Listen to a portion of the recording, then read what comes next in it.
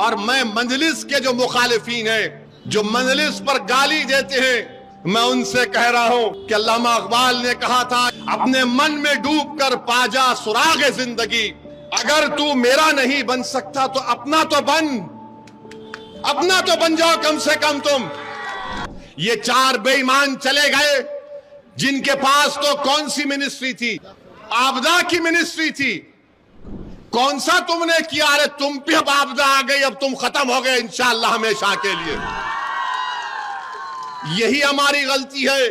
अब आप बताइए, 32 साल निकल गए इनके। ये बिहार सरकार ने एक सर्वे किया, अख्तर भाई ने मुझे डेटा दिया, कुल्हिया बरादरी पूरे बिहार में 12,83,780 है। कितने हैं? 12,83,780 हैं। उनको नौकरी मिलनी चाहिए थी 20,421। लिख लीजिए, वरना कल बोलेंगे ओवैसी झूठ बोल दिया। 20,421 नौकरी मिलना था। कितने कुलैया बरादरी की नौकरी मिली? 5,734। इसका जिम्मेदार मैं हूं, इसका जिम्मेदार अख्तरुल ईमान है। इसकी जिम्मेदारी आप पर भी आयद होती है, क्योंकि आपने लालू का साथ दिया, आपने नीतीश का साथ दिया। बताओ तुमको क्या हासिल हुआ? तुम्हारा वोट उनको इख्तिदार की कुर्सियों पर बिठा दिया, तुम्हारा वोट उनको मुख्यमंत्री बना दिया, तुम्हारा वोट उनको 1 साल नहीं 17 साल 13 साल उनको सत्ता की कुर्सियों पर बिठा दिया। मगर आपके घर में आज चिराग जलाने के लिए तेल नहीं है, आपकी औलाद को नौकरी नहीं है। कब तक आप इस नाइंसाफी का शिकार होंगे मेरे भाई?